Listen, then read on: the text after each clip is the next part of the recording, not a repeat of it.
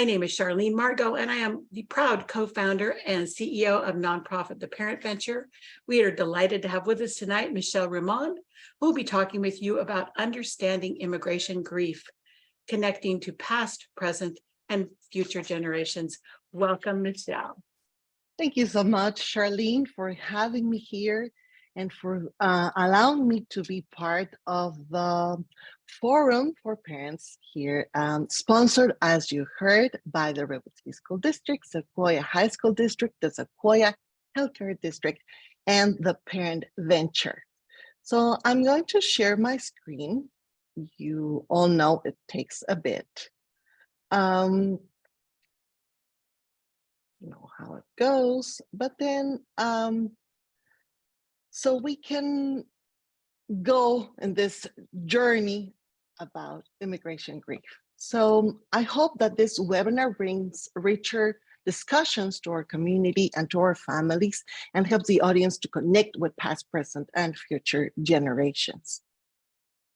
Here are my credentials, but also Michelle, we don't see a slide yet. You don't see your slide yet? Not yet. Okay, so hold on. Here we go again. We did practice, Charlene. Yep. Yeah, we did. Here we go. You let me know. Perfect. Perfect. Okay, so here are my credentials. And but instead of saying what I've studied or not, I will go to the left-hand side. I'm a California resident from 2010. I'm a mother of 2 college students, and I am an immigrant. This is where I come from. This is what I offer to you tonight. Why talk about immigration grief? Why the urge to talk about immigration grief? I have 3 reasons here. At some point, one or many of our ancestors migrated. Second, either ourselves and or some members of our community may be currently experiencing immigration grief. And we can better prepare our children for future endeavors, and we can build stronger communities by learning what immigration grief is and the impact in mental health. Also, there are 272 million individuals living outside their home country. So immigration is as old as humans and is here to stay. I invite you tonight not to make this a debate about immigration because it is a very complex topic. We cannot solve it with just a couple of sentences, and we cannot understand it fully with just a couple of slides. But we know for sure that immigration happens in our world, in our inner worlds, in our worlds, in our families, and discussing a bit more about the impact in mental health can truly make a difference. So what is immigration grief? The buzzword of today, where it's a state where our body, our minds, and our inner world are responding to the changes caused by immigration. That response depends on the why we migrated, how we migrated, what is our relationship with our home country, and what's our relationship with our host country. Immigration grief is also a spectrum. It's not either you have it or not. Sometimes it can go from homesickness and nostalgia to thinking of the country you left. It can go to full extreme migratory grief called the Ulysses syndrome. In the middle of this culture shock and cultural bereavement, depending on what aspect in our lives we're talking about, and all of this will be discussed in a bit. But learning that it is a spectrum means that immigration grief is not equal for an equal experience for everyone.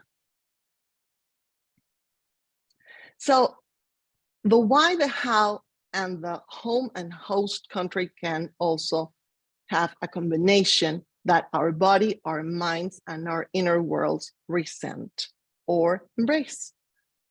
The main starting point is if you migrate because you want to or because you have to. If you chose what your host country is, the means of transportation, who's traveling with you, can you imagine not being able to choose that? Will you have a work permit? Will you be banned for work? Will your credentials or your work experience will be valid or not? Will you be able to return to your home country? Do your family and friends support your choice? Will you be disowned if you do so? Is your extorter waiting for you to be deported to kill you? Is your country at war? And you could return, but you're not, whatever you return to is not the country you loved anymore. Is your host country a place where immigrants are welcome? Will you be safe? So any of that combination, it's also immigration. So when I say immigration, it's a combination of all these factors, and it's just individual story. Okay, so now connecting to past generations. In the past, these words that I have here, exile, famine, plague, persecution, adoption, forced displacement, arranged marriage, that right now we hear like, what? Well, yeah, that was common in the past. Sense of adventure, going to America, or even love that hasn't to do with the century. Love is timeless, falling in love and going to a different country. Those were reasons or the why to migrate. And probably one or several of your ancestors may have gone through this. And the way they dealt with immigrations, they might have shaped our families of origin and their strengths or challenges or their beliefs. Also, there was no mental health help available back then. So whatever they elaborated, right or wrong, even if it made sense or not, could have impacted the following generations. Our ancestors' story are also influenced by the history of their home country and the situation at the host country. So politics and economics also impact our ancestors. So looking back, your immigrant ancestors' story was influenced by starting from scratch as an adult or as a child in a new country, redefining what they knew for sure, who to trust, what was valid back home that is not valid here anymore, making sense of experiences, of losses, of work, of strangers, of help, of health, with no mental health available, and dealing with the impact of politics and economics. So I have two stories for you. This is one.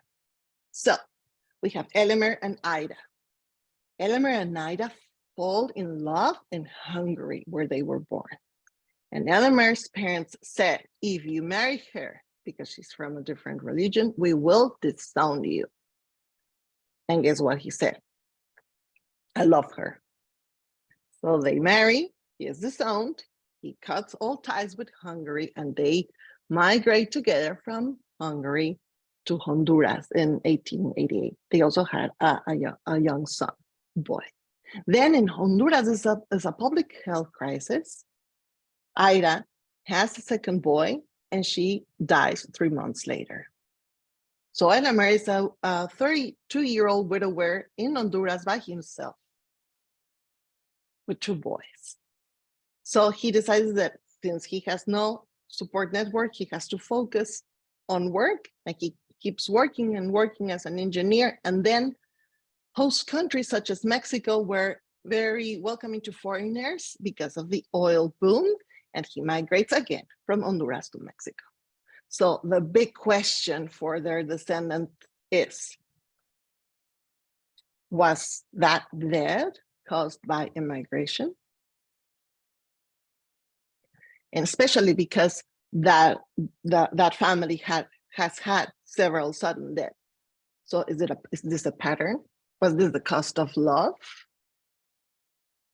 Right? And he was impacted later by the oil expropriation that removed all foreign participation in the oil. But he was also an engineer who brought knowledge to Mexico, so he was a beloved person, but he wasn't able to process his grief, and he didn't remarry. I have another case for you.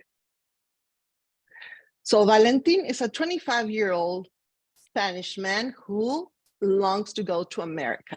So he travels to New York, goes by Ellie Island. He does all jobs until he's drafted to World War I as a non-resident alien, and he fears for his life, and he migrates from Texas to Veracruz. He is illiterate, but he says street smartness is more important than literacy.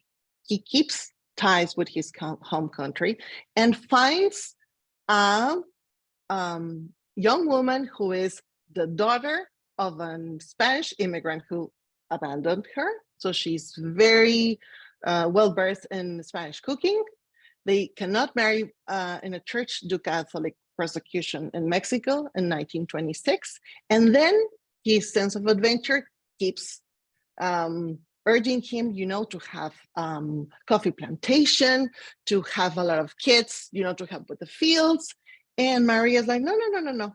These kids have to have an education.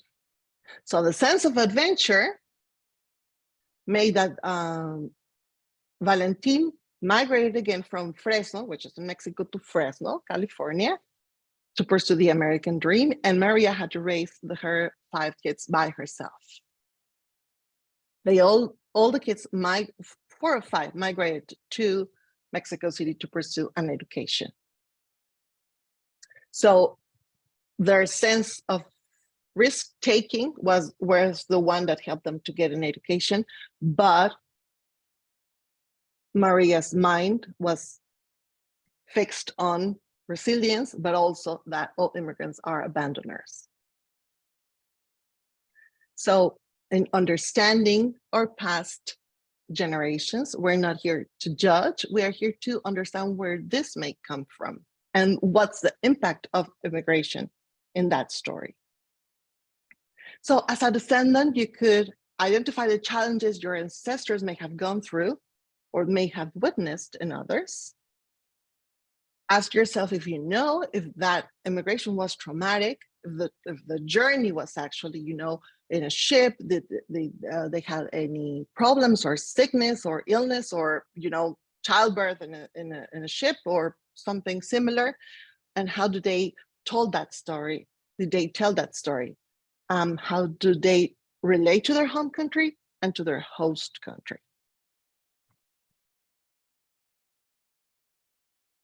And expose yourself to content related to past immigration.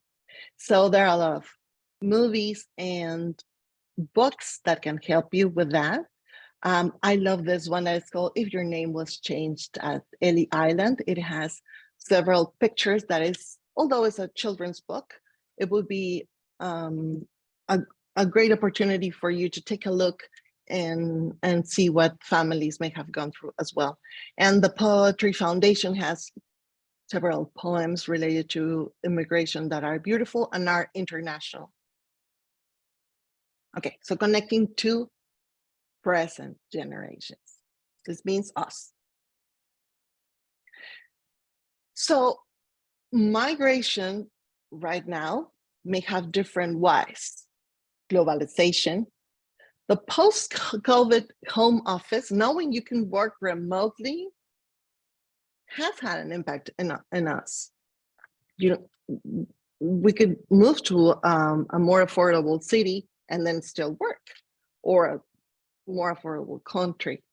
There are relocation opportunities corporate-wise, but there's also war, extreme poverty, gender violence, climate change, and organized crime. So living and working abroad may represent a deep personal or professional goals. And also, violence and human rights violations and extreme poverty are strong motives to migrate. In both cases, migration is frequently romanticized. What do I mean by that? Migration, I got this. You know, it's just a farewell, packing, the journey, getting settled, and adjusting to the new country, right? What do you think? No. The process of migration may take from 1 to 12 years.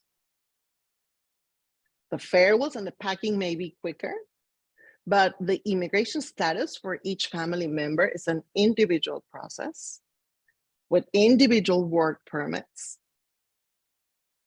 And let's see, housing prices tied to credit and visibility. Few people know that when you migrate, for example, to the United States, regardless of your credit history in your home country, you start from zero again. So forget about a loan to buy a house. You have the credit history of a teenager. You're 16 again.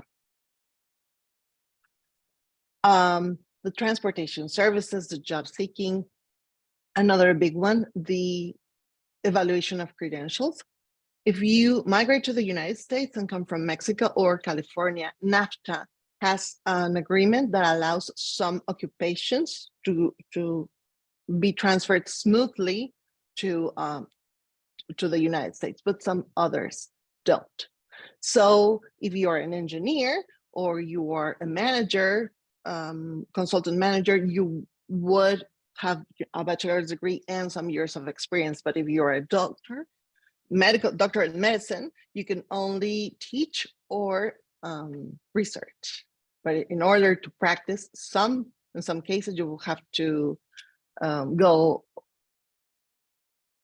to some reaccreditation that takes years. It doesn't transfer right away. There's a new job culture and the pressure to succeed. And I cannot emphasize this enough. Making sense of the migration, knowing that you really had to, you're here, so you have to hurry and be successful. Isn't that why you migrated in the first place? If you have school-age children, you will be exposed to a new school system, health challenges in a new medical system that may not be free. You will have to pay taxes and to the IRS for sure, perhaps twice in your country of origin or here, and your own relationship to your home country. So not all family members have the same resources when migrating. Sometimes the visa is granted for the breadwinner, but the spouse doesn't have a working visa. So that creates a power imbalance and a potential seat for domestic violence. Also, as a community, we're not taught on how to spot immigration grief in ourselves and others, so we don't interpret correctly what's happening to us. And those who stay also go through a grieving process. But we'll discuss all of this in a bit. So the why and the how matters. So say, for example, this is a corporate relocation, right? A company comes, packs your things, ships the things, delivers, unpacks. You have a temporary housing, all kind of helps, even a relocation agent. Who would you talk to if you feel immigration grief? If you feel sad with this level of privilege? Or it could happen that your parents, fearing that you may be exposed to gangs or organized crime, will pay a guide to accompany you through the border, but the guide decides that you will ride by yourself in a freight train, holding on to your dear life for 12 hours, seeing people falling and being dismembered, then dropped up at the border where someone would place you in a cage, showed you with 7 immunizations, take a picture of you, all tired and confused, where you will wait for someone who you have never seen before, but are acquaintances of your parents, to pick you up and then be released. And you will always have in your file the label unaccompanied minor. Or you may have applied for political asylum, but while your hearing is processed, you will get an ankle bracelet because you're on probation, and that ankle bracelet prevents you from working. If you work, you get a job, you will be immediately deported. The ankle bracelet is not covered by any sock or pen. Or you may have waited 5 years in a refugee camp to get your visa, or in the case of, say, Ukrainian, from one day to another, you have to leave your country and your whole life has to fit in 2 pieces of luggage. So the why and the how do matter. So in some point, the immigrant will have insomnia, fatigue, irritability, just having some trouble finding their way out, in a parking lot. And he was like, what's wrong with me? This is not me. What's happening? And this could be as acute as a migraine or just appetite loss. But what's wrong with me? This actually happened to me. And I was very, very lucky to find Dr. Ricardo Carrillo, who explained to me what was happening. What's wrong with me? You're grieving. Grieving what?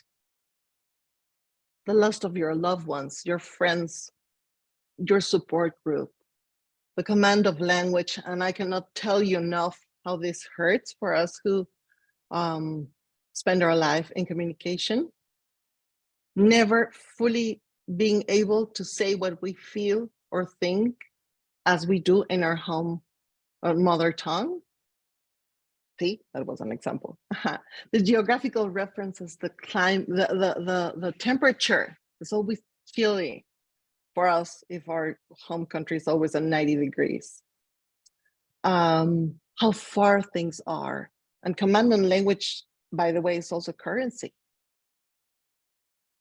And distance and weight. If we are used to the metric system, pounds take a bit. Change in social and legal status, regardless of how many successes you had in the past. When you're an immigrant, you're nobody, and you're an immigration case. Your new culture may demand from you different use of time, different use of leisure, different references in media and entertainment and culture that you may not know, and you cannot relate to adults that you're in your same age or your same group in a way you would do in your home country. You either want to belong desperately or feel always that you don't belong, or sometimes you do belong or not, or your children belong right away, but you don't. And you're exposed to physical and psychological risk from discrimination, to travel bans, to deportation, and to accidents.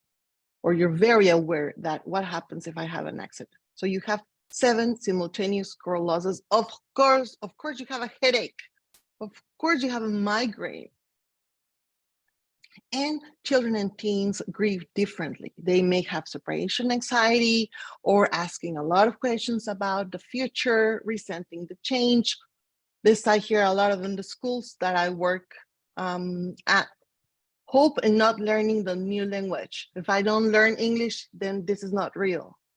Then I'm not staying. So again, immigration grief is a spectrum. And we will talk about the Ulysses syndrome. It's loss, isolation, and despair overload. Feeling so stressed, chronically in survival mode, little social support, helpless, no opportunities. It's the last piece of feeling nobody feeling disconnected, isolated. And one of the reasons we're discussing immigration grief is that nobody goes through this. Nobody goes through their grief alone. Some immigration grief triggers are advertisements with large family gatherings, people joking in a language that you don't fully understand and everyone's laughing and you feel so dumb, or you catch it later, which is even, you feel even dumber. Sleepovers and birthdays, Christmases, which is terrible, especially the first years when you cannot go back or you cannot afford to go back every Christmas. And it's hard to see people with their families and in Thanksgiving and the whole thing, and you're just in your small group and filling out paperwork, fearing making a mistake that may have legal implications. And this is a big one. This is a huge one that I see in schools, and I actually went through it myself as well. Do you have an emergency contact? This means you have to picture an emergency. And when they ask, who else can pick up your child? And you say, nobody. So if I die in the 101, my children are left here by themselves. Do you have an emergency contact? Random questions, so frequent that could totally paralyze an immigrant. No, I don't. And it hurts. Okay, so this is the process of a loss. All losses go through the same process. I tend not to go deeper in Elizabeth Kubler-Ross processes of grieving, because I find that is much more complex than just 5 stages. But basically, it encompasses some of what she has already said regarding denial and anger and sadness and acceptance. But let's say that after immigration, there's denial, there's the functional shock, right? Like, okay, I'm able to work or go on, but I'm still, I'm good, right? At some point there's anger, and this is unfair. There's a lot of envy. You could be mad at others. We're finding who's guilty. There's a lot of resentment. This is because of you. This is your fault. We should have listened to me, right? And then acute waves of pain and anxiety. Waves of pain and anxiety.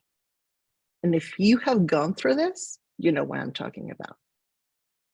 Acute waves. So at some point they go away, and then again, right? And then you want someone to save you. You want someone to say, okay, you can go back. This was a nightmare. Everything is back to the same. But I have news for you. Even if you go back to your country in that moment, things are not the same. Something has shifted. You cannot see with the same eyes. And even the bakery may have been gentrified now. There's magical thinking. If only, if the mailman comes and then I get a letter, then. So at some point, it's just powerlessness and depression and nothing, knowing that nothing will ever be the same, like something broke. You give up. And then you start seeing, this may take years, months, weeks. It's an individual process, opportunities. And then you're able to remember with fondness. It doesn't hurt anymore. You still cry. You still cry, but it's not just like the acute way of pain. You can cry and laugh about what you remember about your country.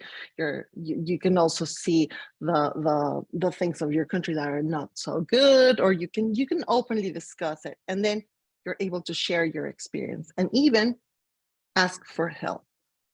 But what do you want help for? You don't know, you just feel horrible. Then you accept the new reality, connect to other survivals, plan a new future, and then action starts. So I use the ampersand, which is my sign for both instead of either or. So the immigrant has a new identity. It's not either from a home country or a host country, both. So immigration grief, essentially the new identity is like the end of the tunnel.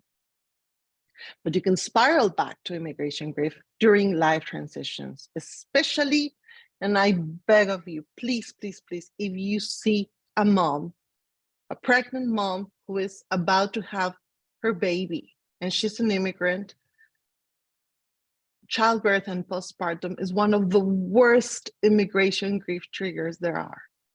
So please provide extra support for that mom. If someone dies in your home country, or there's unemployment as well, and it is common knowledge for those of us who have gone through it, the third year is the hardest. So if you're grieving, know that this is normal. Consider counseling or therapy, spend time in nature, go for a walk, invest in social connections, take time to recharge, practice self-care. If relatives back home engage in drama, you're far away, don't engage in that. And share with your school principal if your child is also grieving. Please do. It's important. Your child can get help as well. If you're an immigrant who has moved on, like, yeah, I know what you're talking about. Oh, it was years ago. Do not assume your experience is the same for everyone.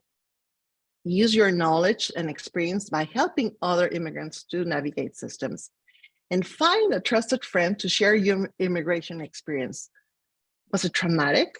How do you feel that someone else is getting help?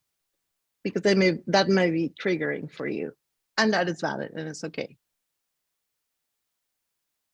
For those who left, keep in mind that those who stay also feel immigration grief, or the kind of immigration. They can go from excitement, like, yay, this is a great opportunity, go for it, to full sorrow. They feel mostly hope and sadness, or mourning and longing.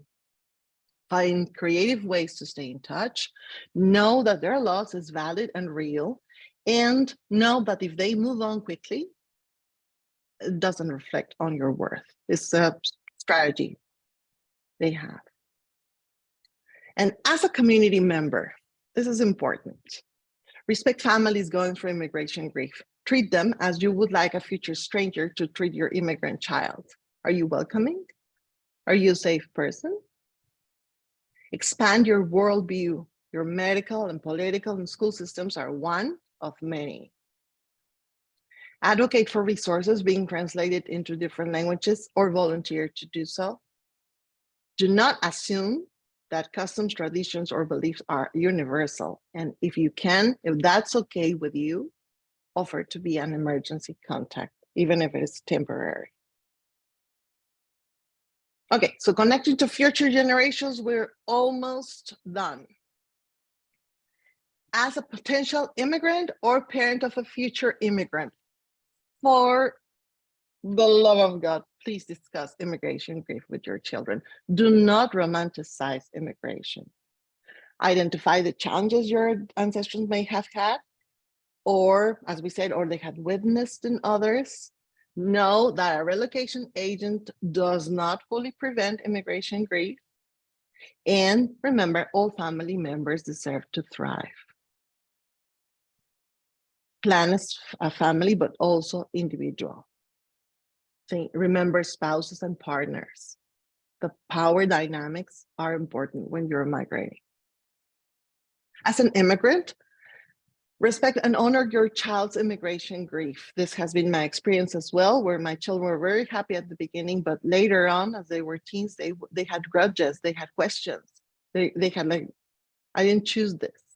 Yeah, remember you were, no, this was hard for me. And then listen to their story being told, even if it's with years of difference. Again, do not romanticize immigration and leave space for complexity. And be a mindful ancestor. What is your take in the immigration process? What would you like to share with your descendants about all of this that you have gone through? As a community member, expose yourself to content related to immigration grief and give yourself a pat on the back because this is your first step. Check. Okay, there are some movies that are wonderful in showing immigration grief and books that are hard to read, deep, but also have an international, not just from Latin America.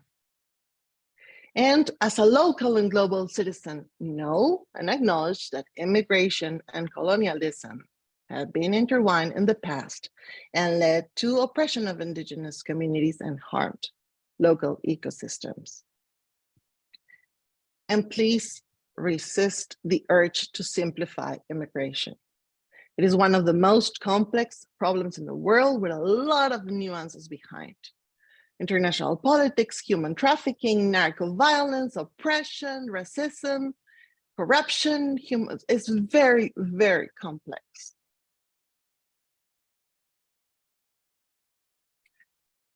This presentation was dedicated to my two great grandmas. Maria Sanchez de Gracia, who raised her 5 kids by herself in 1936, and to Ida Emanuel, who unfortunately, and due to a hurricane, her grave has never been found because the hurricane swept her grave in Honduras. And they were both, Maria is one of my first examples of resilience, and Ida, I think of her a lot when I talk about immigration grief, so my heart with them. Also, if you are in education, this is my manual, the Latinx Newcomers Interview, and this is available for purchase.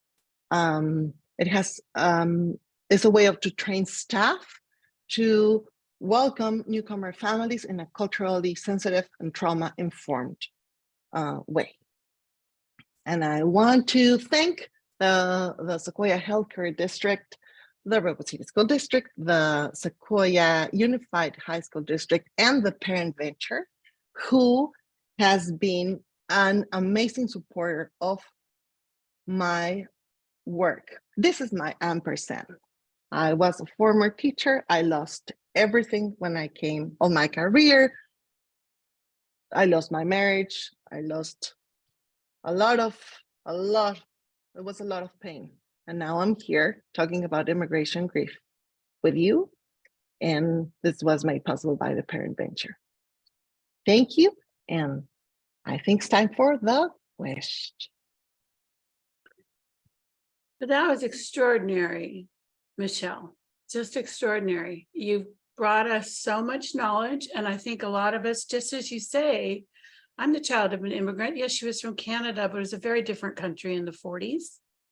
You've made us all think about the past and the present and the future, and that's a gift. So thank you.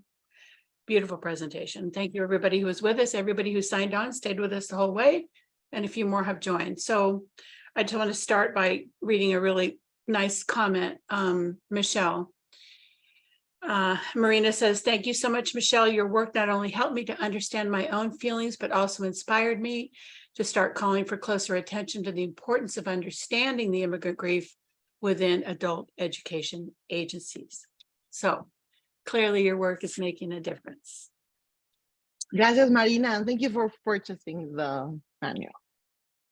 So Michelle, if you would, tell us more about how you became interested in the topic of immigration grief. It's not something that I had ever heard of. Correct, Charlene. This is not a topic that that is very common, and I have to thank Dr. Carrillo, who was my therapist at the time, who was able to do this psychoeducation. That is when you explain your patient, your client, what's going through, instead of just just saying yeah. What you're going through is called this, and this is normal. And then I decided to go deeper. I've always had an interest in grief itself, as mourning, and death. But now I understood that being an immigrant, the bottom line of the spiral, it wasn't kind of that something in me died when I migrated. And this is a common way of phrasing it between immigrants. Something died and I was reborn. I could never be the same. So it's kind of a death. I also have the privilege that Joseba Chotegui, which is a Spanish psychiatrist, he's the one who coined the term, the Ulysses syndrome. So he has published a lot of information and articles. He even has the Ulysses Syndrome Institute, which I am the #1 fan. I wish I had a t-shirt that says I am a fan of this institute. So I keep in touch, and I've seen that by training staff in schools and discussing this with principals and even mental health counselors at schools, they have had some tools that help them. So I've been researching more, but I have to thank Dr. Carrillo. That was in 2011 who put that seed in my mind and was able to shed the light in what I was going through. It occurred to me too, as you were talking, that I know you've worked with Cara in Palo Alto, where they literally counsel people who have lost loved ones. Mhm. But there's so much about immigration grief to me that also relates to the grief you feel when your child has been diagnosed or when you have a really difficult health diagnosis. You go through those waves of anxiety and grief. It's similar in some ways, isn't it? Yes, actually, Charlene, that's what I wanted to do, that visual. That is a process of loss in all losses. All losses go through the same, and you can have in heartbreak, you can have that waves of pain. Death is the most acute of all, if you have the death of a relative, but also unemployment, or in case of witnessing a natural disaster, you can also go through that. Mhm. Cara is doing a great work with the Spanish group, the group in Spanish for grief companions, right? So imagine going through all of this process and of immigration grief, and then someone dies and you have no one to talk about, and you have this nonprofit who does an amazing job with grief counseling, but there's a language barrier. So and I was able to bring the immigration grief to their attention, and they have helped a lot in bridging both approaches. And now in the schools that I served at Redwood City, I'm able to do a quick referral to Cara in Spanish. So the people, so the immigrants that come from Latin America who are also grieving a family member because of death can get Cara's support. Mm-hmm. So, Michelle, we have largely known one another through the educational system, through your work as a community liaison, and then working with us in the Spanish Parent Forum. Can you talk a little bit about how difficult that school transition is for parents and children both? You've shared with us how everything is different. Everything is different, and it's hard for parents, kids, everyone. It is. This is a huge question. I think it first comes from the assumption in both ends, from our school system here in the United States and other countries, that it will be the same. Yeah. It's not. So we come here and we think school is school, right? No. Even the grade levels are different. The parent expectations are different. So I am a huge advocate of telling parents, ask a lot of questions, because the system is different. And you can also grieve and say, I don't like this. This is not what schools should look like. You can grieve that and then still send your child to school every day and engage in what you have to do. And I also encourage principals and teachers not to interpret that distance as disinterest or neglect, because it is not. Sometimes our systems are difficult to explain. Sometimes even us, we don't know how to explain. Say, for example, you are familiar with that. the school of choice address verification process, but then you will get into lottery and how to explain to parent who needs a certainty that their child may or may not go to the school they choose. Mhm. Mhm. Right? Just a simple thing. Or us Latino moms that we will sit with the child, you know, you have to finish your homework, stay right there, that here is the show your work that matters. What kind of education is that? Right? Well, it's part of finding meanings and finding equivalences, but the school system, I've noticed that is one of the hardest culture shocks there are. What is one of the things that you wish schools would do better for newcomers? In what sense? To show parents the way. For example, very basic. How should a new parent approach a teacher? Do you email? Do you go to the school?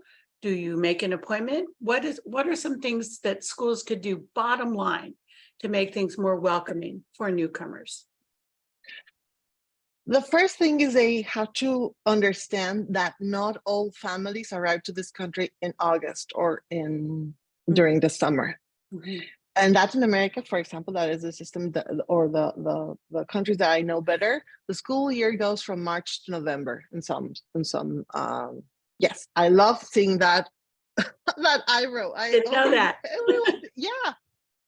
Okay, so So that's a imagine very basic. So you come here, you know, and turns out the school year's already been happening for 6 or 7 months. What?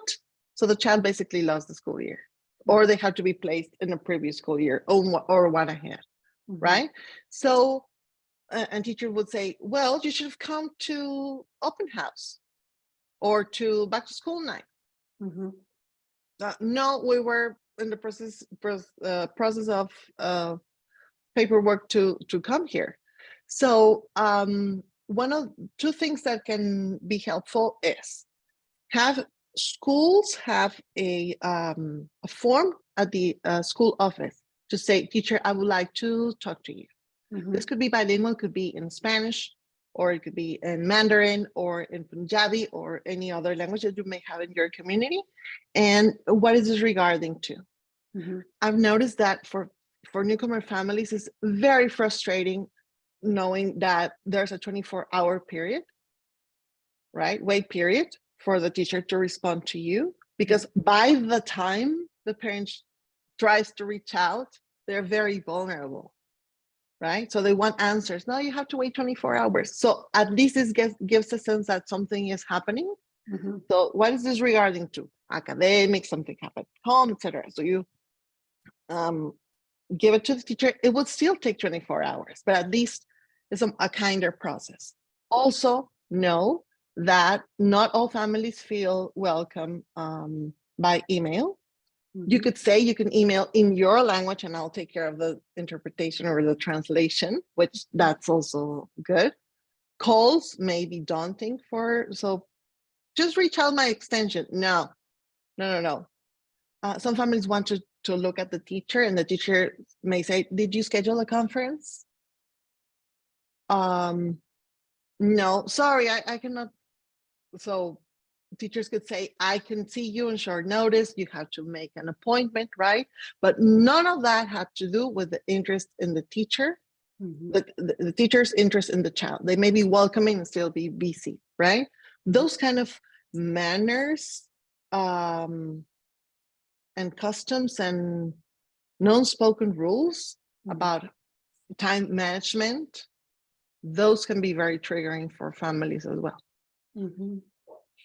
So, Michelle, we know that many families, if they make it here, come to the United States to better educational opportunities for their children.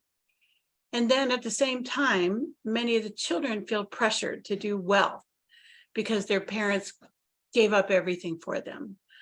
What advice do you have for those students who feel the pressure and the burden of that immigration journey? Before I respond to that, I would like to read that someone in Marielos Guerra said, I lost a school year when I immigrated and it feels awful. Yes, Marielos, thank you so much for sharing that. Yeah, that simple thing can truly impact the life of a child. Like, what did I do? And then you're just behind. So thank you for sharing that. There's a huge department in each district called ELD, English Language Development. So language acquisition is part of what we do in the schools, or we should do, right? But for newcomers, the process of coming here and being behind in all senses, as I was telling, not even have a common cultural, a common cartoon to discuss at recess, a common team, right? Those kind of things separate instead of connect. So we really, really want to make parents aware that they do have to check, does your child speak other language than English, or what is your child's home language? I even was advised, do not say your child speaks Spanish, because they're going to be placed in some other group, right? Okay.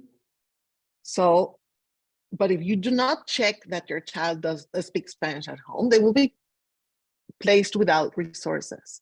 So I encourage parents, the first step is, yes, share that your child is an English learner, right? Okay. And not, a side note to that, some families have their children in bilingual schools in their home countries. Bilingual schools may be useful, but they're not, as far as I have seen, and this may be hard to hear, they cannot fully expose the child to what is going to happen here, right? So your child will still be an English learner. And knowing that your child will be in the lowest of the academic placement, it's hard for the child and the parents. But that is the only way to get the resources they need. Does that respond what you asked? Yeah, just know that there's a mental health burden for children who feel that they need to excel because their parents have given up so much. And I hope that there's a way that the schools support those kids, because I don't think it's probably always obvious that they're feeling that. That is a great question / approach. Yes, sometimes, or most of the times, the children have to make sense of the migration. Like, you hurry up, you have, so the child is parenting the parent, right? Is trying to show, yeah, you're a good parent. And there's no space for the child to say, I don't like this place, or this is hard, or I miss my friends, or why are we even here in the first place? Yeah. Right? Because parents really want to, so there's a lot of pressure. Fortunately, I think that mental health counselors have this is so common that they are able to discuss this with the kids. But I think we need to talk to parents and say, stop pressuring a 7-year-old to acknowledge that they have better opportunities than you, without discussing immigration grief as well. So Michelle, we have lots of great comments in the chat, a lot of support for what you're saying. We have a few minutes together, so I have two quick questions. Gail, thank you for all these comments. So interesting. Is there one piece of advice, Michelle, that you wish every new immigrant got, or that you wish you'd heard? You're gonna make me cry, Shirley. But this is because I'm Latina. I will cry anyways.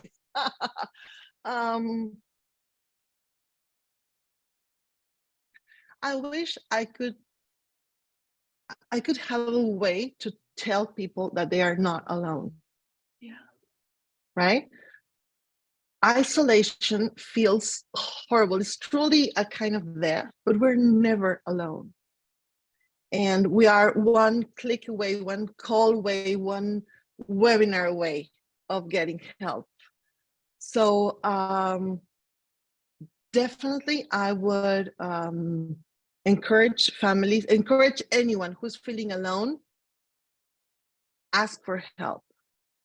Just say the word, ask for help. You're never alone. And I wish in the days when I was a single mom here with 2 girls, not knowing where to, not fully speaking the language, and with my credentials not validated, and missing my job and missing my mom, and recently separated, and just a bit before I met Dr. Carrillo, knowing that I was not alone. And I have never been alone since, because now I have a community of grievers, basically. So we all grieve in different ways. Well, Michelle, we are so proud to have been part of your journey. And now I feel kind of like a mom, because I'm so proud of what we've done tonight and all that you've shared with all of us. This work is going to go far, and it's going to make a lot of difference. And we are grateful to you. We are grateful. Thank you so much for having me, Charlene and Bev, and the Parent Venture, for all the great job that you're doing gathering all these speakers all over the school year, and Cynthia Inestrosa, who is in the Spanish side, which is I'm usually where I'm at, but now I'm on this. I'm going to type my, if that's okay, Charlene, my email. So if someone has a further question or anything they would like to discuss, I'm here for you. And I wish everyone a very nice summer with your kids. Be patient, please, especially if they're going through immigration grief. And I thank everyone for their kind comments. Muchas gracias, muchos abrazos por sus comentarios. And I think that's it, Charlie. We did it. I think so. Thank you so much, Michelle Remond, and thank you everyone who joined us tonight, and all your support and wonderful comments and questions. Love those emojis. Take care, everybody, and we hope to see you again soon. Have a great summer. Bye-bye.